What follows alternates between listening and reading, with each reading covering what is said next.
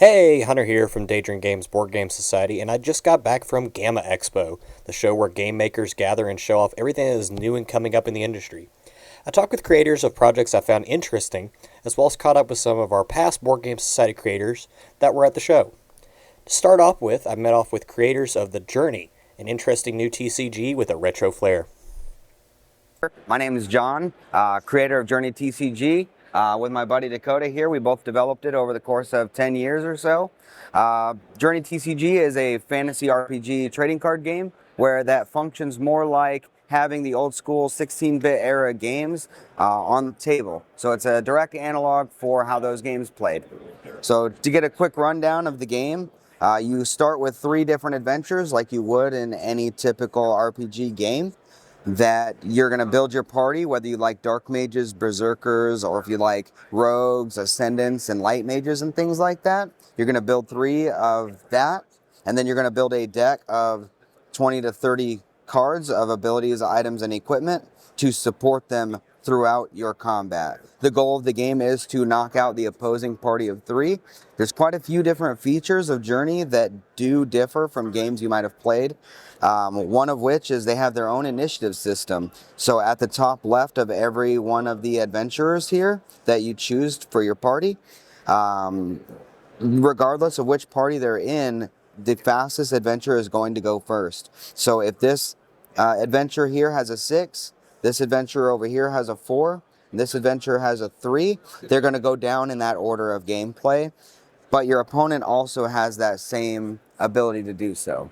So if they have a 6, so your 6 is going to go, and then their 6, and then the 4s, and so on down the agility list. They have their own health values, and yeah, it's a class faction-based system. You got to just match the class and faction cards to match. Excellent.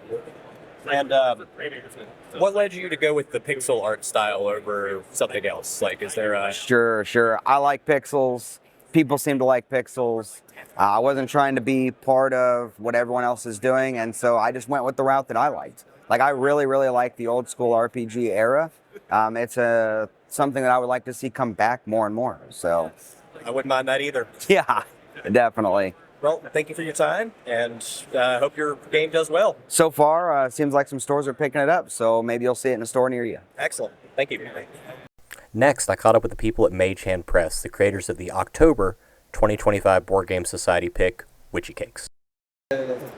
Hi, I'm Mike. I'm the designer of Witchy Cakes. This was my first ever card game, so if you played it, I hope you had a really great time. The thing that made me really want to make this game and bring it to you was that we make a lot of crunchy Dungeons and Dragons stuff, and I really wanted to create a game that if somebody comes up to me and says, well, I don't really play D&D, I can have something that's extremely accessible and very colorful and very friendly that I can put in their hand and I know they're going to fall in love with.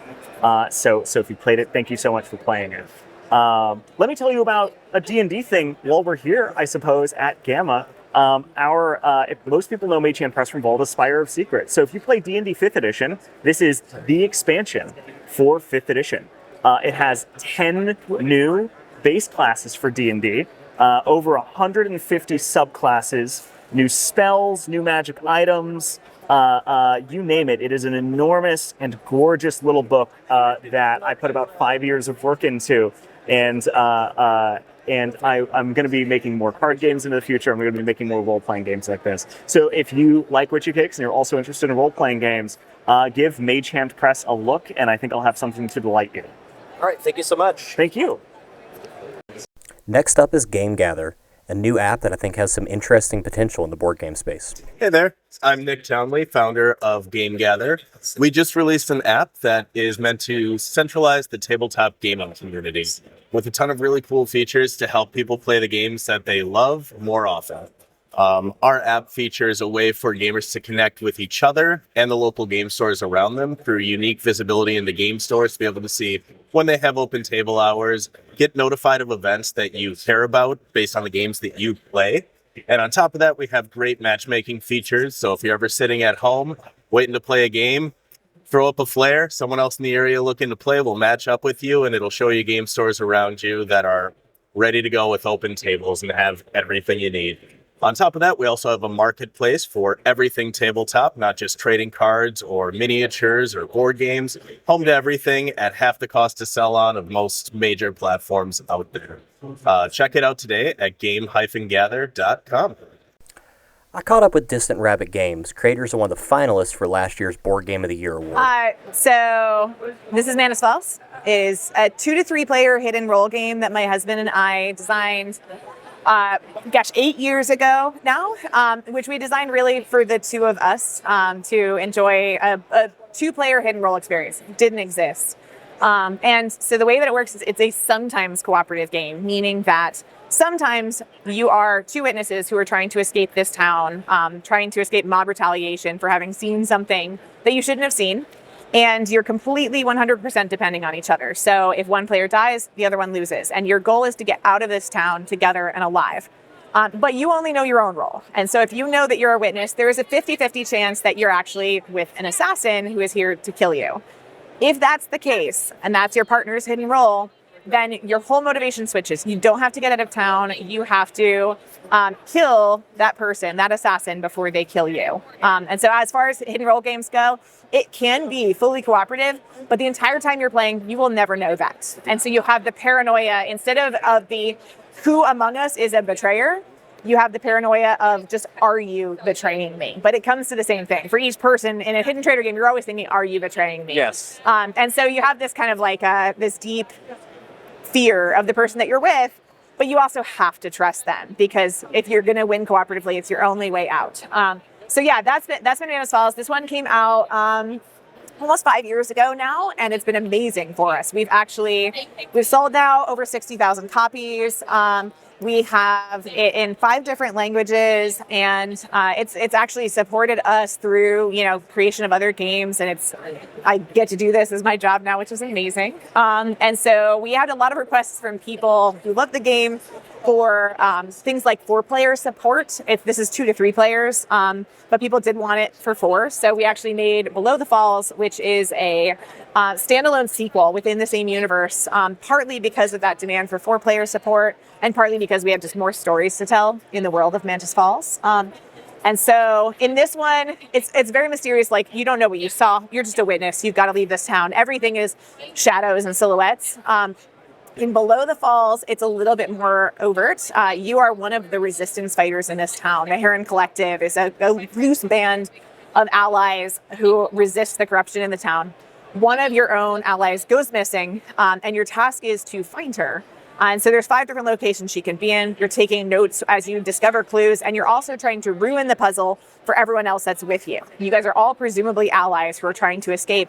However, whoever finds her first can either bring her to safety, which is the objective if you're truly an ally, or can take her hostage and kill the rest. And that is the objective if you're actually an assassin. So it is a little bit more, it was a very challenging balance problem, because it can be 4 players cooperatively, it can be 3 versus 1, it can be 1 versus 1, it can be 2 cooperatively, and it's all simultaneous play. So it's a very complicated thing to balance for that scenario. And so it's taken us a while to build all of the systems in place, but it has all handcrafted watercolors. It's got almost 200 watercolors in the game.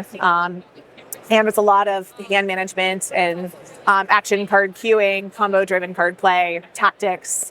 But yeah, it's definitely it's a crunchier hidden role game than a lot. And that's sort of how we like it. We like, if you're going to kill somebody, you got to be better and faster and more cunning than they are, and when they're trying to kill you. So one of my favorite features about Mantis Falls is the soundtrack. Oh, yeah. How did you come up with that? Or like what? So my husband, not even in a previous life, but all the time, my husband makes music, and he loves making music. And so when we were doing the Kickstarter for Mantis Falls, we were trying to think through what we can offer the backers who are supporting us. And especially as our Kickstarter was going much better than we thought it was going to, we were actually unprepared for how well it went. And so then once we were getting to we'd gone through all of our stretch goals, we're like, gosh, what else can we give people that's going to feel endearing for a stretch goal? And I think it was once we hit $100,000, we were like, well, we've already unlocked all the all the nicer components and materials and additions that we ever wanted. And so we were like, okay, well, if we hit this ridiculous number, then we'll create a soundtrack. And so Adrian was, I think, very excited at the challenge of creating just a whole different. He doesn't usually work within the noir soundtrack realm, but he did a beautiful job. I think it's like 90-minute soundtrack. It's all this ambient, saxophones and trumpets, and it's got this sort of like moody, creepy vibe to it. And it has some kind of recurring themes, so there's definitely some overtones of like, what are the sounds of Mantis Falls? And so it's meant to be, played while you play, and it's up everywhere. It's on, Apple Music and Spotify and everything. If you look for Mantis Falls soundtrack. We had it when we were showing it off at a convention, like to get Board Game Society people interested. We had it like playing overhead in the booth. Yeah. I was shocked how well it lined up, like with play. Even when you're doing like quick demos or like full on play, it really shocked me how well that worked. Yeah, it's like when you put what's the thing? The music over the movie. What's the Pink Floyd? Yes. Right? Yeah. Over the Wizard of Oz. Yeah. That was not as intentional. Definitely. So like the very last song in that soundtrack was actually one of the first that he wrote, and it was supposed to be sort of like evoke this sadness of like maybe somebody's dying, maybe you are having this cathartic like, oh gosh, we were both witnesses after all, and you get to the end, and so it has this sort of like emotional tenor of like you can hear the heartbeats of the people. It's either the heartbeat of somebody who is dying because they were killed. They either accidentally killed each other or there was an assassin. Or it's like the dramatic tension release of like, we did it. We're out of here. And so then everything back to that, like we did as much as there is a little bit of an arc, like a story in the game, in that there's going to be a beginning phase where you're building trust, and then eventually there's going to be opportunities for the assassin, but they have to get through that whole beginning phase first. So on the front end, you're just kind of like going through the road and encountering events and building trust, and then the tension builds and builds and builds. And so there's like, like any story, it's mounting tension. And that's one of the things that we were trying to capture with that soundtrack, is that like mounting tension. And then that final, you make it, you don't, somebody dies, or you all live. Yeah. Excellent. Well, it was great talking to you again. Always good to catch up with the past Board Game Society people. Below the Falls, when can we expect it? We're probably going to crowdfund it in about a year. Okay. And so probably not until at least a year after that. But when we are ready, before we're ready to crowdfund, we'll be sending out review copies. We'll giving people opportunities to play test it. And we also do have a Discord where we're going to start doing a lot more play testing internally. And so people are welcome to jump in and help us get more reps on the game. We love that. Finally, I checked out Malediction, a miniatures card game. All right, yeah. So Malediction, right? It's a miniatures card game. Kind of brings the blend of both Magic the Gathering meets Warhammer, Kill Team, those sort of skirmish miniature games. In addition, with a little flavor of like Dungeons and Dragons mixed in, right? So very simple game to learn, very diverse to master as well. We have a deck building aspect to our game, right? So we have a 30 card minimum deck up to a 50 card max. And in that side of those decks, we have seekers that are also our leaders of our war bands. Our war bands basically is your deck and your faction. So we have a seeker here, Sigrith, for example. She's our Order of the Shattered Throne Seeker. Now, when it comes to deck building, we'll have a faction sigil here, right? So when you're building your deck, you can have units, spells, that sort of thing. Every sigil has to match up with the seeker 100% when you are building a deck. The cool thing is we also have a terrain, which has special effects built into those cards as well. Now, when you do build your deck, in addition to the seeker and their legacy being separate, the terrain card is also separate as well. So the cool thing about that, again, is when you do build a deck, even though you're building an Order of the Shattered Throne deck, you can mix and match the terrain. So you can put a terrain of like the Deathshroud Mire there over with the Order of the Shattered Throne deck with different bonuses. It's a simple combat system, as I mentioned. We're using a D20 to do all of our combat actions. So all you do is roll your D20 when you're making an attack, and then you also add the modifier or your accuracy of that value there on your unit card to the dice. So let's say we just roll a 9, you add that 3, you get a 12. Your unit that you're attacking, their defense value is a 13, which obviously that's going to be a graze or a miss in this case.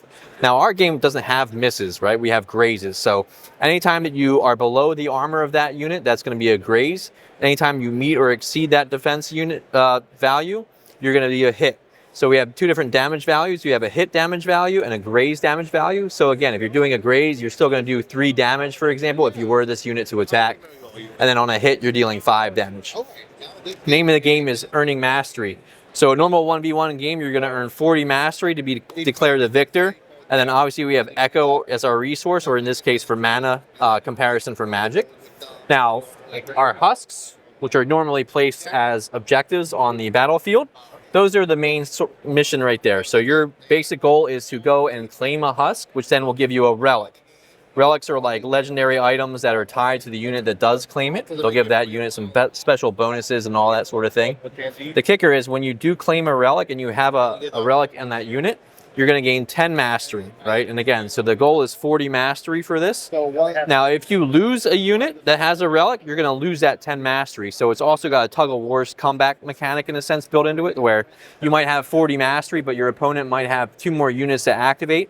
So they're going to activate their units. Now, if they kill that unit that has the relic attached to it, they're going to gain mastery equal to the unit cost, but then also you're going to lose 10 mastery. So now instead of 40, we're possibly winning. You're at 30 mastery, and they may be at like 32 from there on out. So then a new round begins.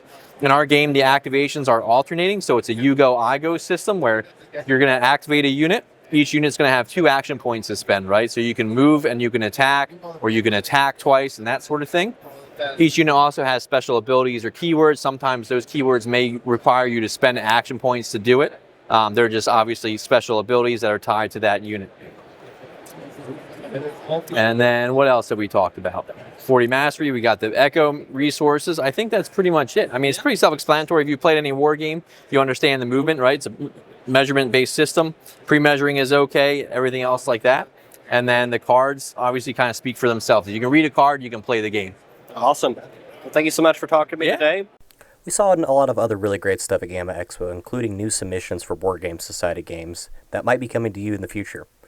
If you enjoyed this video and want to stay tuned about those kind of games, be sure to like and subscribe, and we'll see you again next time. Thanks so much for watching.